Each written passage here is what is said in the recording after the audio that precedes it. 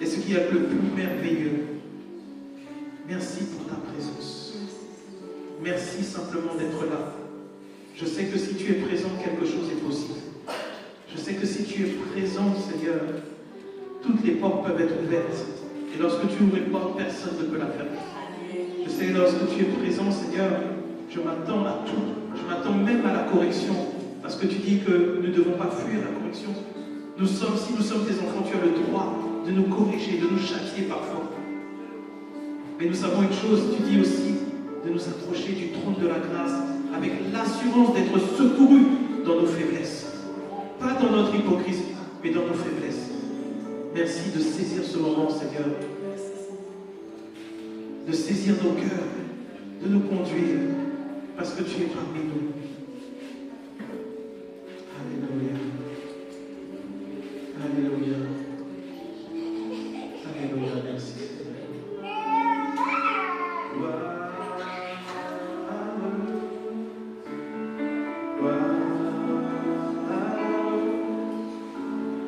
Oh,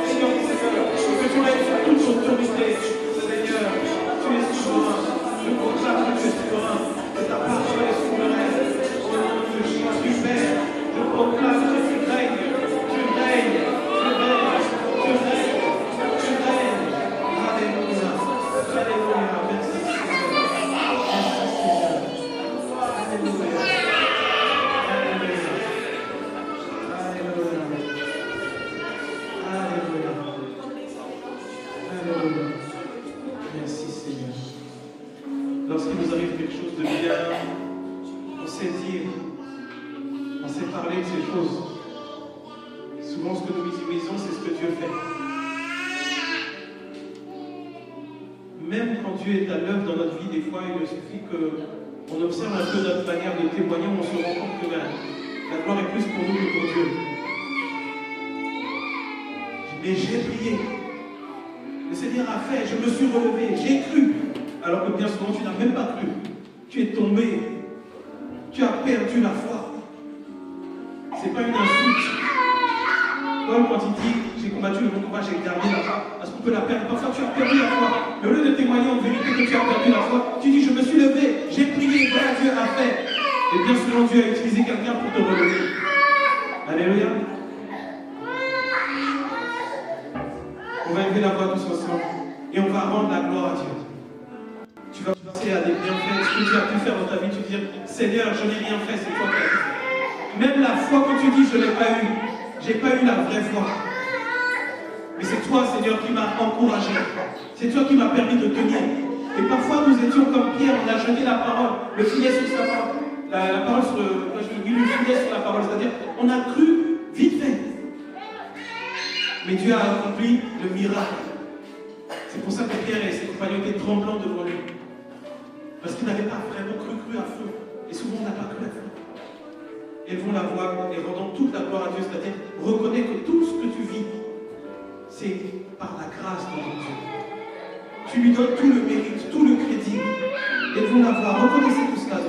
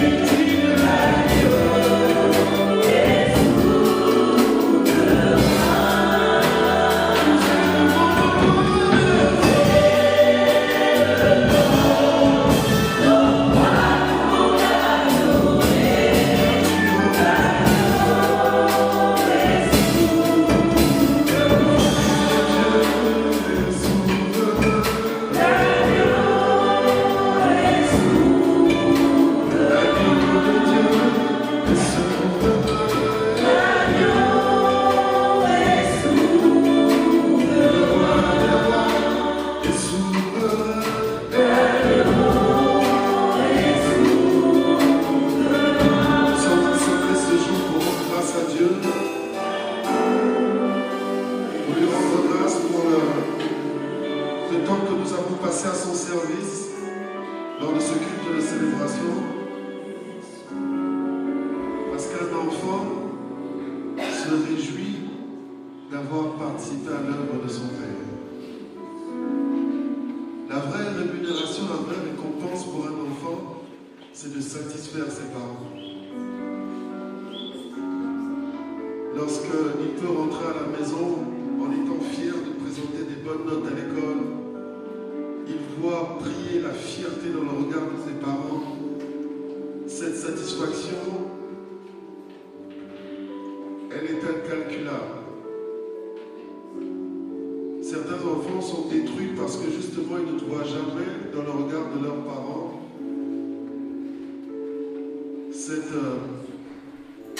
cette reconnaissance. Ils se sentent toujours jugés par les personnes qui, quelque part, sont les plus importantes pour eux. Mais lorsque nous arrivons, malgré nos faiblesses, malgré nos défauts, malgré ce que nous sommes, à réjouir le cœur de notre Père, alors cette joie rejaillit sur nous. Alléluia. Alléluia. Lorsqu'on est un enfant de Dieu accompli, nous nous réjouissons plus de la joie du Père que notre propre joie. Et comme nous connaissons le prix que le Père a donné à l'âme humaine, alors à chaque fois que nous travaillons à cette œuvre, malgré le prix payé, nous nous réjouissons. Amen. Parce que sinon, on ne pourrait pas expliquer pourquoi, malgré que ce soit tant difficile, malgré que ce soit si difficile, malgré tout ce que ça génère comme besoin en termes d'énergie, de capacité, de volonté, on y repart toujours. Lorsque je dis toujours, je témoigne toujours mes plus belles années en tant que chrétien, je les ai passées à la jeunesse. Et à la jeunesse, on n'avait qu'un seul objectif, qu'un seul évangile. Les jeunes ne se souciaient pas de faire grandir l'église, que l'église soit prospère, ils se souciaient uniquement du témoignage. Et nous étions plus efficaces, plus engagés que même nos propres pasteurs. Alléluia. Et cette satisfaction, j'espère que vous l'avez dans votre cœur. Pour le prix qui a été payé, j'espère que vous vous êtes réjouis que le message de l'évangile chanté ou prêché, exhorté soit arrivé aux oreilles de toutes ces personnes que vous avez vous-même invitées. J'ai vu votre zèle, j'ai vu l'énergie que les jeunes ont mis pour parler autour d'eux. Peu importe la religion de ces personnes. Alors je pense qu'aujourd'hui, comme moi, vous êtes heureux. Heureux d'avoir été trouvés dignes, même si nous le savons que nous ne le sommes pas, mais nous avons été trouvés dignes par le Père de travailler avec lui, d'œuvrer avec lui, pour lui. Alléluia. Quelle grâce. Quelle grâce de pouvoir être un témoin du message du salut. Et si le ciel est désormais dans ta vie, alors tu sais ce que ressentent ceux qui remplissent le ciel. Quand on dit dans la Bible, il y a de la joie dans le ciel quand une seule femme se répand. Tu comprends pourquoi tu es excité quand tu vois une personne qui s'était perdue revenir à Dieu. Tu comprends pourquoi il y a autant de joie, de reconnaissance dans ton cœur lorsque tu témoignes de Christ et que la personne reçoit le témoignage et dit « Oui, tu as raison. Oui, tu as raison. Je vais essayer ton Dieu. » Si tu as cette joie dans ton cœur et tu ne sais pas d'où elle vient, c'est la nature de Dieu en toi. C'est le Père en toi. Tu ressens le cœur de Dieu battre. Parce que la Bible dit que Dieu a tant aimé le monde. Il a tellement aimé le monde qu'il a sacrifié ce qu'il y avait de plus cher. Alors que pour nous, nos priorités sont dans la réussite sociale. Comme disait un serviteur de Dieu, on a menti à l'Église en lui donnant des standards de réussite qui sont les réussites du monde. Nulle part on est écrit dans la Bible qu'il y a de la joie dans le ciel parce que le feu l'a recouvré la joie. Nulle part il est écrit qu'il y a de la joie dans le ciel parce qu'un chrétien est devenu riche. Même si être riche, ce n'est pas un problème en soi. Mais ce n'est pas l'objectif de la vie chrétienne. Nous avons une place sur cette terre qui est une place temporaire. messages d'évangile, c'est de témoigner ce que nous-mêmes nous avons vécu. Pourquoi nous-mêmes nous en sommes arrivés là? Pourquoi pouvons-nous abandonner nos ambitions personnelles dans la vie pour nous aligner à celle de Dieu? La Bible dit que c'est une folie pour ceux qui périssent, c'est-à-dire pour ceux qui n'ont pas d'espérance. Ce que tu fais, consacrer ta jeunesse à servir le Seigneur, pour eux c'est une folie, ça les dépasse. Mais au ciel, il y a de la joie. Alléluia. Au ciel, il y a de la joie. Au ciel, il y a de la joie. Qu'est-ce qu'il y a au ciel? Est-ce que tu peux te déplacer et communiquer cette joie à ton frère et à ta soeur? Dis-lui, tiens bon, la journée a été longue, mais ça va bien se passer. Déplace-toi avec ton frère, avec ta soeur.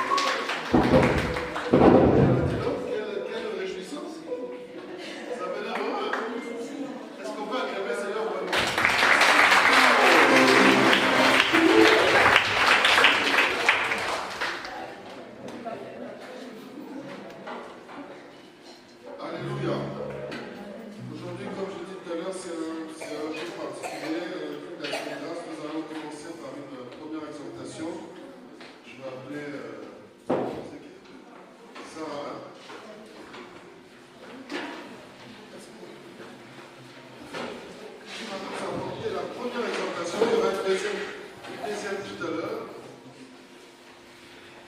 Et on va louer le Seigneur encore et après partager une petite collation. Est-ce qu'on peut encourager un peu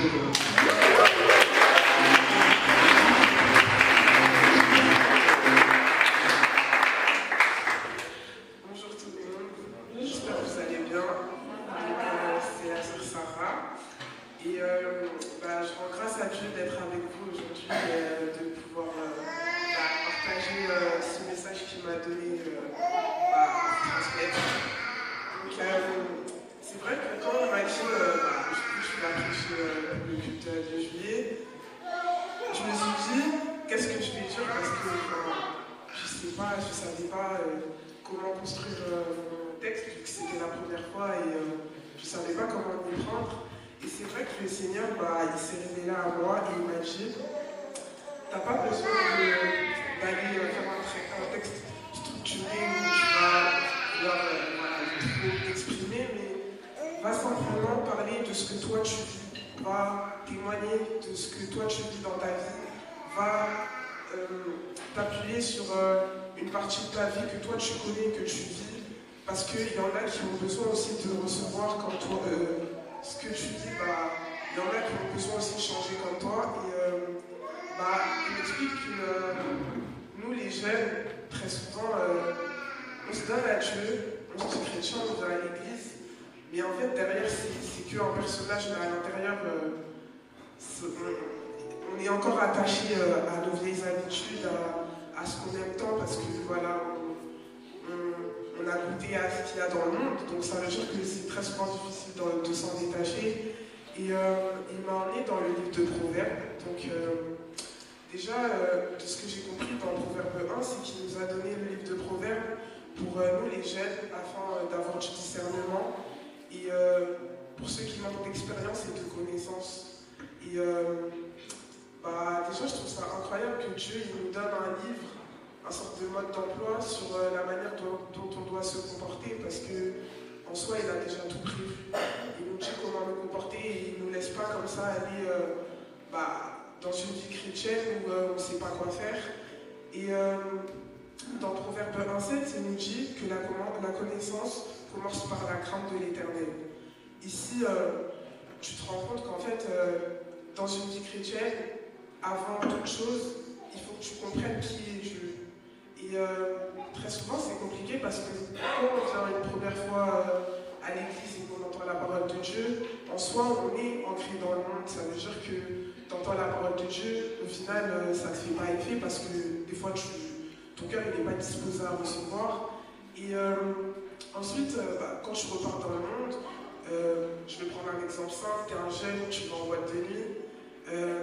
Un jour, tu entends la parole de Dieu. Et cette parole-là, elle va pas faire effet tout de suite. Et c'est quand tu vas retourner dans ce péché-là, tu vas te rendre compte que en fait, t'es pas dans le bon, tu vas commencer à culpabiliser, tu vas te dire en fait, je fais n'importe quoi, je suis pas un bon enfant, voilà, je désobéis à mes parents, je suis dans le faux. Et c'est ça que moi personnellement, c'est comme ça que le processus s'est fait avec Dieu. C'est vrai que moi, très souvent, j'entendais la parole, vu que j'allais à l'église avec ma mère, mais des fois j'allais à l'église, j'étais sur la chaise, je dormais, j'étais pas disposée, je pouvais entendre ce qui se disait, mais j'étais là juste pour faire chauffer la chaise. Et le Seigneur, en fait, il m'a dit de faire comprendre aux jeunes que, justement, autant ne pas se donner si c'est pour venir et s'asseoir sur une chaise. Aujourd'hui, on a la chance d'avoir cette église qui nous donne la liberté de nous exprimer. Et quand on regarde, il y a beaucoup plus de jeunes que d'adultes. Et normalement, ce serait à nous de nous lever pour faire l'œuvre de Dieu. Là, quand je regarde, il y a beaucoup de jeunes, tous les jeunes levez-vous.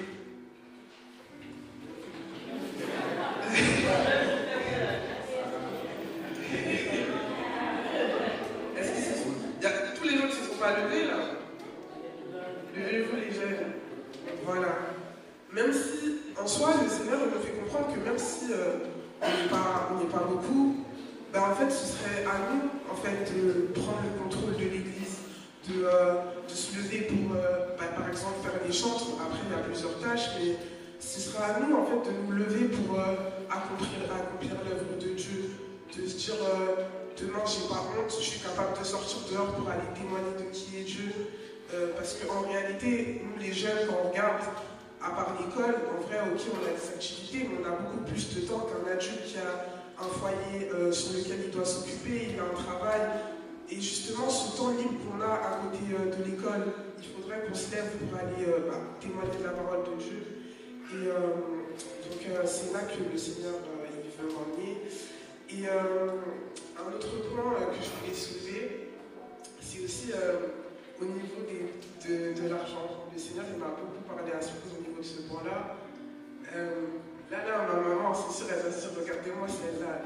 Elle est dans le point, puisque pour moi, c'est très difficile. Je suis étudiante, donc ça veut dire que chaque mois, je touchais une source de revenus. Et c'est vrai que quand je touchais cette source de revenus, ma mère, elle aimait beaucoup me dire comment gérer cet argent-là.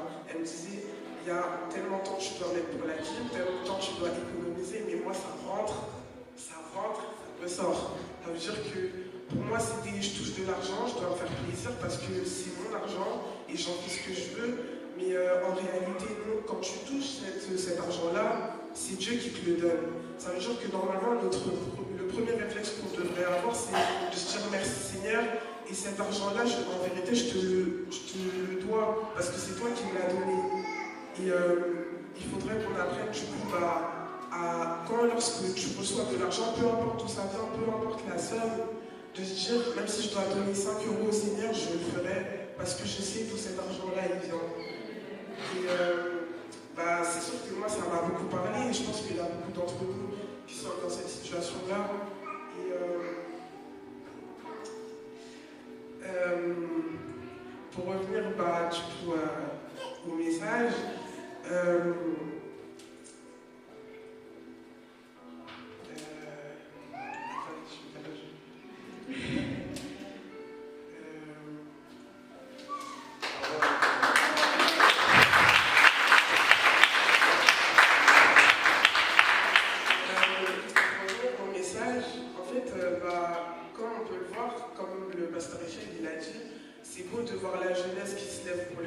aujourd'hui, si je dois prendre un exemple, vous avez Zoé et Raphaël qui se sont levés pour l'œuvre de Dieu, ils ont travaillé pour le culte de célébration alors qu'ils avaient leur brevet 2 jours après. Et voilà, ils n'ont pas regardé, fallait que je révise, faut que je travaille, donc je ne pourrais pas me présenter au culte de célébration. Non, ils se sont levés, ils sont venus. Et aujourd'hui, Dieu leur a donné la victoire, ils ont obtenu leur diplôme. Et je pense que en partie, c'est parce que le Seigneur, il avait prévu toutes choses. Il s'est dit, ok, ils ont leurs examens, mais il m'accorde du temps. Ils ont compris qu'au final, c'est lui qui passait avant toute chose. Donc, je pense que ce qu'il faut en tirer de ce message, c'est que c'est le Seigneur avant tout.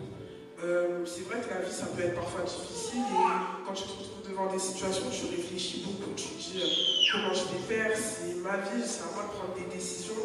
Mais en vérité, c'est mettre Dieu avant tout parce que c'est lui qui sait toutes choses. Ça veut dire que demain, tu as un travail, mais tu sais que tu as l'œuvre de Dieu à faire dans l'église. Tu ne peux pas te dire, non, j'ai d'abord mon travail, je dois d'abord accomplir mes missions. Et pour l'église, on verra quand j'ai du temps, j'irai à l'église. Non, ça ne se passe pas comme ça. Si tu te présentes à l'église, même si au travail, tu as énormément de travail, Dieu il sait et il permettra à ce que ton travail aussi, tu le rendras à temps et tu auras fait ce que Dieu t'aura demandé de faire. Amen. Donc, désolé, c'était très court, mais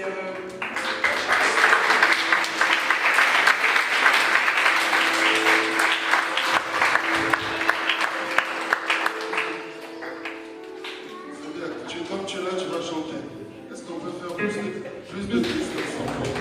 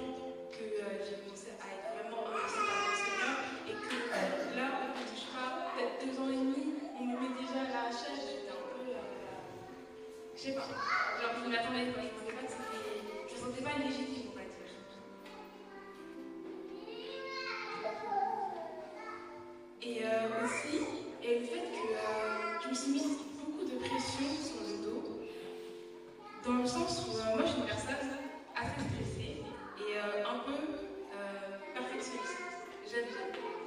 J'aime pas lâcher prise et j'aime bien être sûre de moi avant de commencer quelque chose. Et je me disais, mais enfin, imagine je flirte. Enfin, Timothy m'a dit, tu peux pas flirter avec la parole de Dieu, mais enfin, imagine que je flirte ou imagine que je suis juste un message bateau, un message, je sais pas, non, comme on dit. Enfin, en fait, j'avais peur que ce soit pas assez élaboré, mais enfin, c'est pas le but finalement.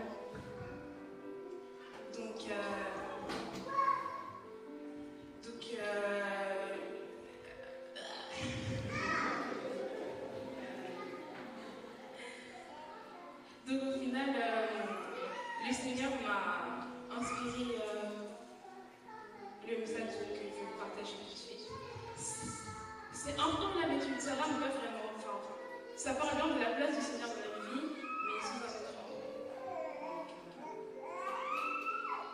Et mon message, je l'ai changé à la dernière minute. En fait, dans ma vie, c'est récemment, il s'est passé un événement qui m'a rendu très triste. Je n'ai pas vraiment bien parlé, parce que je dois encore arrêter d'être triste. Mais enfin, j'ai vécu un gros échec dans ma vie il n'y a pas longtemps. Vous savez, moi je suis une personne, comme je l'ai dit plus tôt, je ne suis pas perfectionniste, je n'aime pas me rater. À l'école, j'ai toujours eu des bonnes notes. Enfin, voilà, j'ai jamais connu un vrai stop dans ma vie. Et j'étais vraiment triste. Vraiment, j'ai énormément pleuré, toute seule avec ma maman. Vraiment, j'étais hyper triste. J'étais vraiment hyper triste. Enfin, pas impressionnable, mais voilà. Et maman, pour me réconforter,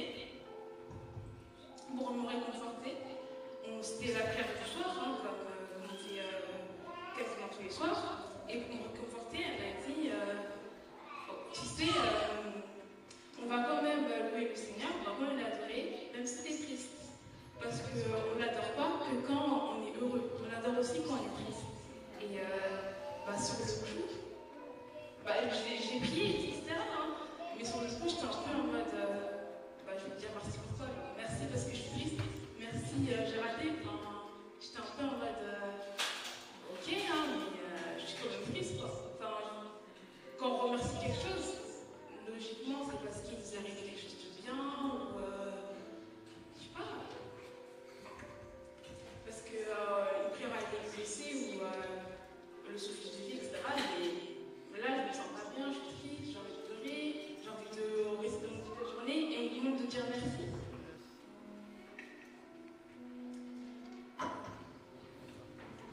Donc,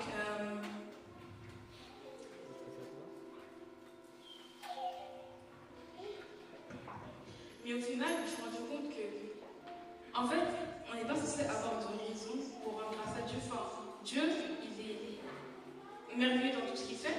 Dieu, on n'a pas besoin de nous avoir une raison objective pour dire merci au Seigneur. Enfin, quoi qu'il arrive, le Seigneur, il sait ce qu'il fait. Il ne fait rien au hasard. Et même si pour nous, on n'a pas l'impression de bien comprendre pourquoi on vit tout cela, on a l'impression de trop souffrir. Quoi qu'il arrive, on va juste lui faire confiance et juste le remercier en toutes circonstances parce que malgré l'épreuve qu'on peut traverser, des fois, ça peut être bénéfique pour nous, dans le sens où on peut subir une épreuve pour acquérir une nouvelle habitude qu'on a. On peut subir une épreuve pour punir peut-être, mais même si on est puni, au final, c'est une leçon qu'on va porter, ou on peut subir une épreuve parce que c'est le plan de Dieu pour apporter plus d'âme à l'église, quoi qu'il arrive, même si on est triste, même si on est au plus bas, il y aura toujours du positif dans l'œuvre du Seigneur. Il y aura toujours quelque chose pour qu'on garde notre foi, pour qu'on garde notre espoir et qu'on ne va pas s'apitoyer sur notre tristesse. Et on ne doit pas juste. On est triste, c'est la fin du monde, j'ai plus envie. En fait, notre foi avec le Seigneur, elle ne doit pas dépendre de nos émotions. On ne doit pas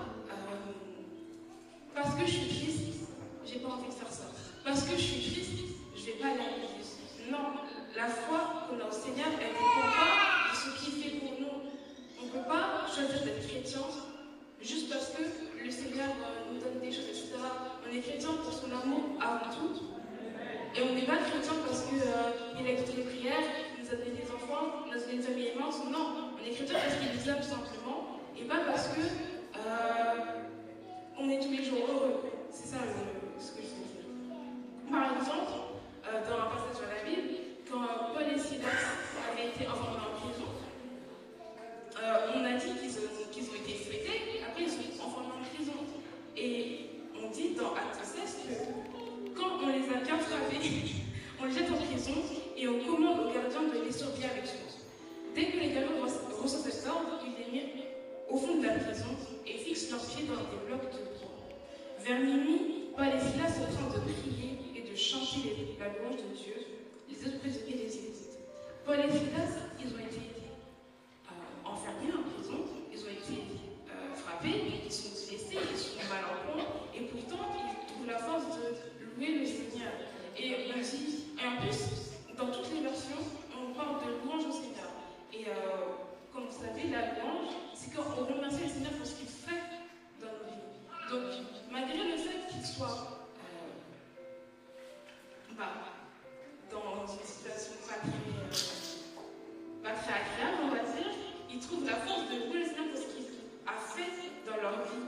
Alors que moi, personnellement, je pense que peut-être que si j'avais été à leur place, est-ce que j'aurais remercié le Seigneur alors que je suis en prison? Réaction logique, peut-être que j'aurais appelé à l'aide, ou juste j'aurais cru qu'ils m'auraient abandonné. Enfin, subir tout cela de façon. Ils sont innocents, ils subissent tout cela, et en plus, ils remercient le Seigneur. Il faut vraiment avoir une foi, une très grande foi pour pouvoir porter ce texte-là. Mais au final, la vie de tous les apôtres et les disciples, c'est un peu des exemples pour nous. Et on se rend compte que si eux, ils ont réussi à avoir cette foi-là, nous aussi, on va être capable de pouvoir avoir une foi aussi grande et pouvoir, même dans les moments difficiles, pouvoir remercier le Seigneur. Et je ne dis pas qu'on n'a pas le droit de demander consolation au Seigneur quand on est triste. Bien sûr que si, c'est l'un de ses rôles. Mais je pense que c'est une question de balance. Il faut savoir aussi. C'est une balance. On n'est pas avec le Seigneur chaque fois de demander des choses. Il faut savoir aussi le remercier. Parce que quand il arrive une épreuve, on a quand même eu le souffle de vie, par exemple. Il y a toujours une raison pour remercier le Seigneur et on n'a pas juste garder sa tristesse en soi.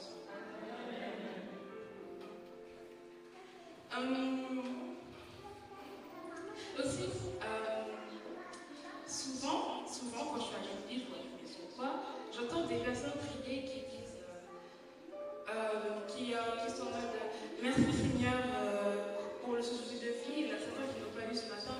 Merci Seigneur pour les enfants. Il y en a certains qui n'ont pas d'enfants. Merci Seigneur pour le toit. Il y en a certains qui n'ont pas de toit. Et moi, quand je suis sur le prière, je me disais, mais ceux qui n'ont pas de toit, ceux qui n'ont pas d'enfants, ceux qui n'ont pas de famille, ils vont prier pourquoi au final? Parce que nous, on est là, on est contents, on est merci Seigneur parce que tu m'as des aussi, merci pour ma des là. Mais ceux qui n'ont pas, c'est quoi leur raison de prier au final? Et je sais que j'ai déjà posé la question à mes parents, mais la réponse, ça ne va pas satisfaire. Personnellement, ça ne me satisfait pas. Mais quand la radio, maintenant, j'ai compris par moi-même, par lui, il m'a aidé, et j'ai compris que les personnes qui n'ont pas ce que nous, le Seigneur nous a donné, ils ont toujours une autre forme de bénédiction à eux. Ils auront toujours une raison pour remercier le Seigneur, et même si dans l'instant T, ils n'ont pas de raison pour remercier le Seigneur, ils n'auront même plus tard. Du coup, commençons à le remercier maintenant.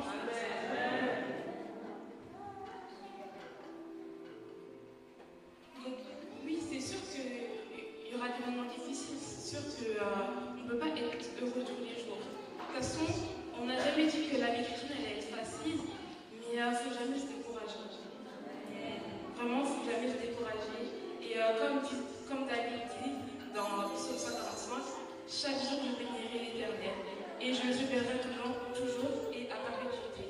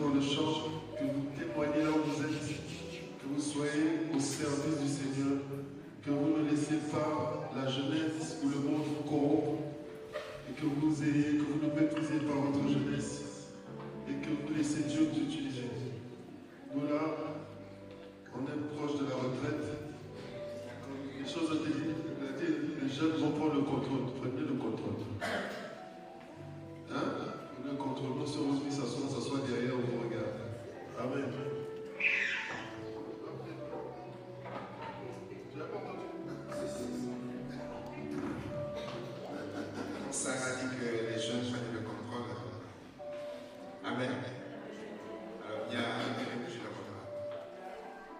Elle est là. Alors, c'est toujours bien lorsqu'on apporte une prédication et s'appuyer sur sa propre expérience. Vous savez, c'est tout enrichi. Je suis en train d'écrire un prochain livre et vous avez contribué à rajouter un tout petit peu. C'est pour ça que je notais. J'ai pris de ce que vous avez dit, ça va être un peu dans le livre. Je vais tricher. Donc, j'ai triché sur vous. Vous voyez, vous avez bien, la valeur n'attend pas le nom des amis. Bon, je vais donner, même si le pasteur a dit la gloire appartient à Dieu, je vais me donner la gloire en écrivant, je ne vais pas citer vos prénoms. Mais c'est vrai que j'ai noté, j'ai demandé le téléphone tout de suite, j'ai noté certaines idées que je vais rajouter, puisque le livre est déjà fini, mais je vais rajouter certaines choses que vous avez dites. Alors, est-ce que vous pouvez vous lever? Je vais prier pour vous toutes les deux. C'est pas compliqué, on ne peut pas rater une prédication lorsque c'est appuyé sur son expérience de sa relation avec le Seigneur. Mais lorsqu'on veut épater la galerie, alors là, c'est sûr qu'on passe à ça. Et c'était très bien. Amen. C'était très très bien. Seigneur, nous voulons te dire merci pour cette jeunesse qui se lève de toi, ce qui est toujours un bon signe pour une église, pour un ministère, parce que tu prépares ainsi la relève qui est déjà là et que tu as mis à part. Tu connais les craintes, tu connais les limites qu'elles peuvent se donner, les interrogations, mais tout serviteur a commencé par là. Jérémie passé par là, l'apôtre Paul Moïse, mais ce que tu avais prévu pour eux, c'est accompli. Et c'est notre prière pour ces enfants. Nous prions afin que par ton Esprit Saint, tu leur donnes de pouvoir exceller dans l'appel ou les appels qu'elles ont reçus. Que ces commencements, qui ne sont pas des vrais commencements, puisque ce sont des forts commencements, parce que tu nous enrichis au travers de ce qu'elles ont partagé. Nous prions pour que cela puisse exceller encore davantage et que tu puisses te servir selon l'appel qui est dans la vie. Seigneur, tu connais les contre-appels de l'ennemi qui veut toujours détourner. Nous te prions pour que tu leur donnes la force, le caractère, de faire les bons choix à tout moment où il faudra avoir la force de dire non et de tourner le dos à ce qui est contraire à ta volonté dans leur vie. Que tu leur donnes cette force, cette capacité de chercher toujours à être agréable et de se soumettre à ton Esprit Saint. Nous prions pour que ces expériences qu'elles ont faites avec toi dans le secret, que cela puisse grandir et porter de bons fruits pour tout ton peuple, tout âge confondu, au nom puissant de Jésus. Amen.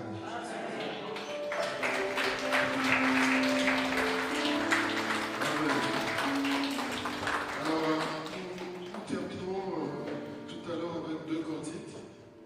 Comme c'est un jour particulier, je vais vous laisser choisir les 2 cantiques que vous voulez qu'on fasse. Avant ça, je vais juste comparer aussi les offrandes, s'il vous plaît. Je veux juste qu'on puisse acclamer pour nos enfants qui ont été diplômés, pour ceux qui cette année ont vu, est-ce qu'ils peuvent se lever?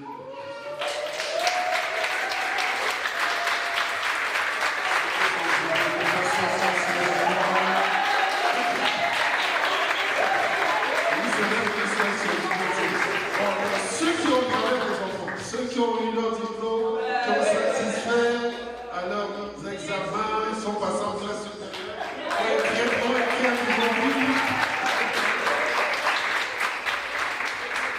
Ah oui, c'est un collègue qu'on permet aussi.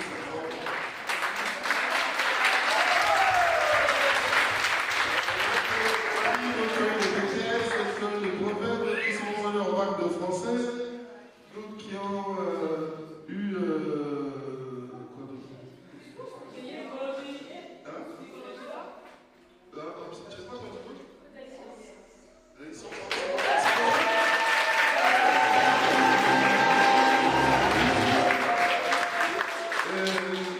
ici, c'est un diplôme d'infirmière, c'est ça?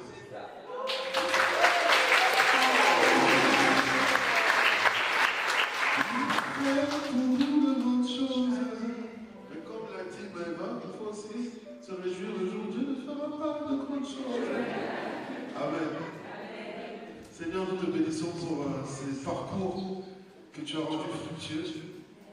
Nous te prions, Seigneur, Nous te prions, Seigneur, souvent pour te demander de répondre à nos intentions, à nos projets, de nous accorder ta grâce et tu réponds, tu fais. J'ai été témoin de beaucoup de personnes qui s'inquiétaient pour la réussite de leur examen, mais tu as ouvert des voies. Seigneur, tu as rajouté à leur travail la grâce de la réussite. Et même s'ils ont donné du leur, nous, en tant que chrétiens, nous reconnaissons que tout ce qui nous arrive nous vient de toi. C'est pour cela que nous te sommes reconnaissants. Merci pour chacun. Au nom de Jésus. Amen.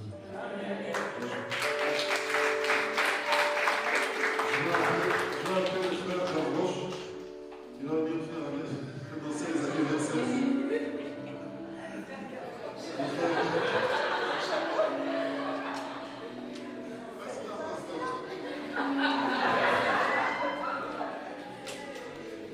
Pour nous, le grand chose, il a fait.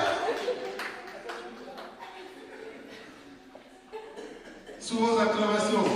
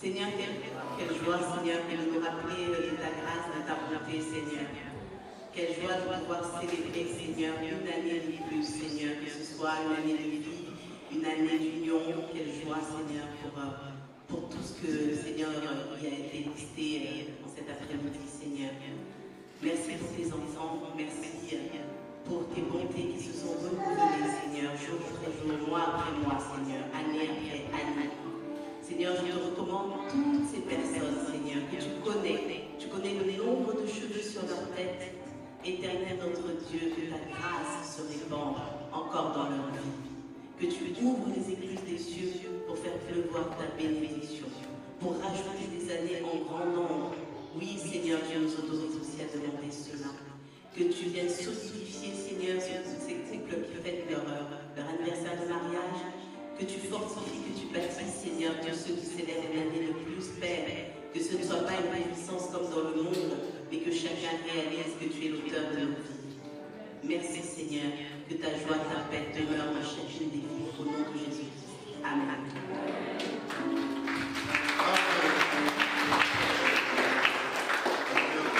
Une dernière annonce des jeunes, Sarah, tu vas s'exprimer au nom du département de la jeunesse.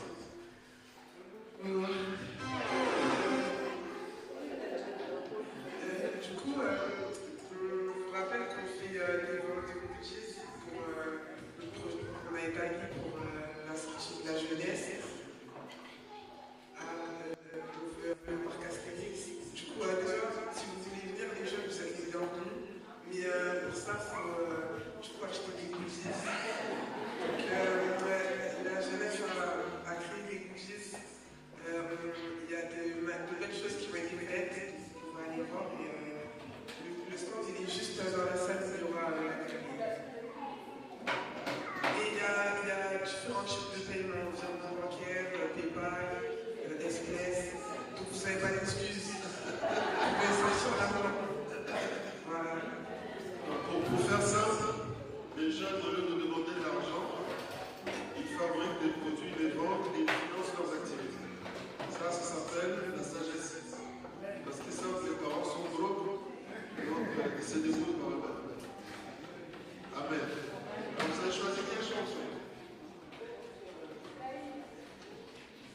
Quelle chanson?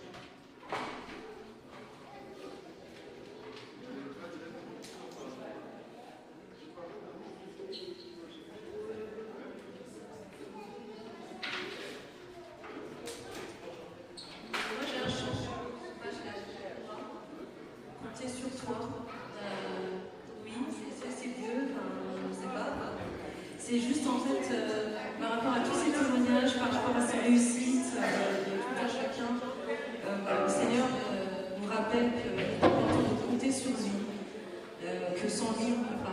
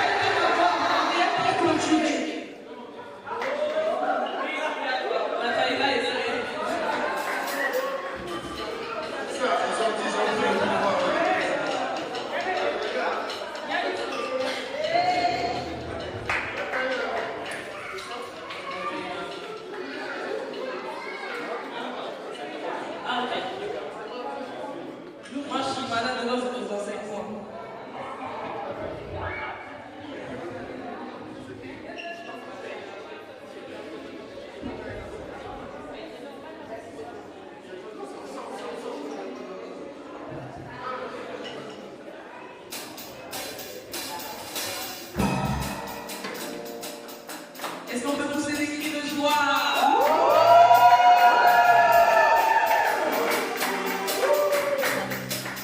Est-ce qu'on peut pousser des cris de joie pour le Seigneur? Est-ce que tu es content d'être là pour le Seigneur? Est-ce que l'éternel t'a guéri? Est-ce que l'éternel est vivant pour toi? Tu as gagné la bataille avec le Seigneur. C'est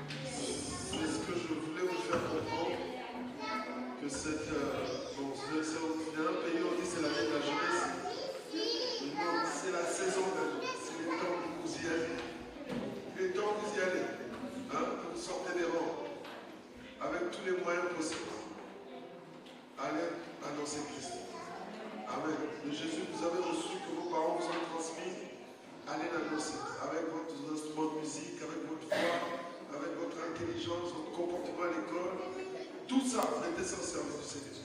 C'est la chose que je peux vous souhaiter et vous ne serez jamais déçus. Parce que personne n'est déçu par le Seigneur quand tu le suis. Sauf si tu viens avec tes propres intentions, mais si tu veux rentrer dans le plan de Dieu pour ta vie, tu peux être déçu. Amen. Nous sommes arrivés à la fin. Avant de passer à notre agapé, nous allons prier pour la fin de la réunion et reprendre les efforts en témoin du Seigneur. Est-ce qu'on peut se tenir la main? Nous sommes dans un lieu d'amour.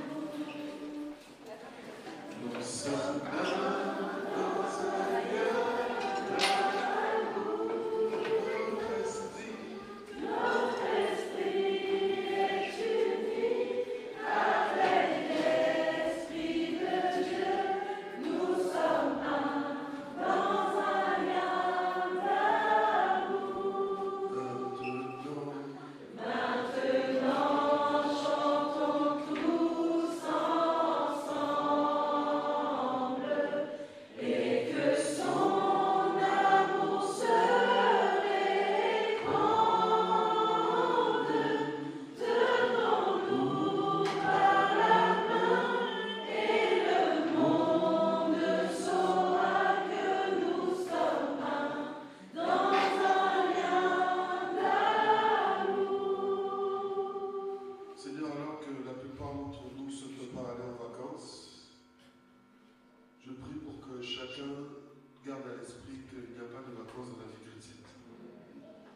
Que même au bord d'une plage, on doit rester dans la crainte de Dieu, dans la sanctification, dans la pensée de Dieu. Et que l'Église aussi, encore plus aujourd'hui avec les moyens techniques que nous avons, peut vivre, même si nous sommes en vacances. Je prie aussi pour que chacun se prépare à notre prochaine séance, qui est le mois de prière, où chacun viendra devant toi pour faire le bilan de sa marche avec toi. Il est vrai que c'est une action collective, mais c'est avant tout et surtout une action individuelle. Chacun viendra devant ta face, chacun pèsera pour toi, plutôt dans la balance. Tout ce que tu avais prévu de faire avec, tout ce que tu avais disposé, et chacun évaluera avec toi parce qu'il en est, s'il en avance en retard, de ce qu'il a décroché de ta prière et nous sommes là. Chacun soit restauré, relevé, renouvelé, rechargé comme une batterie pour repartir à la rentrée avec encore plus d'esprit parce que de grandes choses nous attendent, de nombreuses choses. Seigneur, nous n'avons plus de temps. Nous n'avons plus de temps. Nous n'avons plus de temps. Le Seigneur est à la porte et il nous faut crier pour remplir l'arche. Crier pour remplir l'arche. Seigneur, sortons de ce train de sénateurs. Nous cherchons le repos sur la terre. Le repos, c'est au ciel. Et tant que nous sommes vivants, tant qu'il fait jour, donne-nous le travail pour le royaume. Peu importe la façon dont nous aurons le faire. Que ceux qui écrivent, que ceux qui chantent, que ceux qui prêchent, que ceux qui coachent, que ceux qui doivent grandir, grandissent. Peu importe la voie que chacun va prendre, nous voulons, à la fin de cette course, remporter le prix. Remporter le prix. Nous ne voulons pas courir en vaincre, mais nous voulons atteindre l'objectif que tu as, toi, fixé pour ton Église. Faire de toutes les nations ici. En tout cas, le plus que nous pouvons, à la hauteur de la position et de la capacité de chacun, du don que tu as mis à chacun. Aide-nous à être ton Église, c'est-à-dire pas des triangles, mais une assemblée de personnes qui ont le même cœur, le même Dieu, qui regardent dans la même direction, avec un même esprit, diversité d'opérations, c'est un seul esprit, un seul Dieu, un seul baptême, une seule foi, un seul roi et un seul royaume, une seule gloire de ton nom. Nous bénissons les offrandes qui ont été faites, nous prions pour ceux qui n'ont pas pu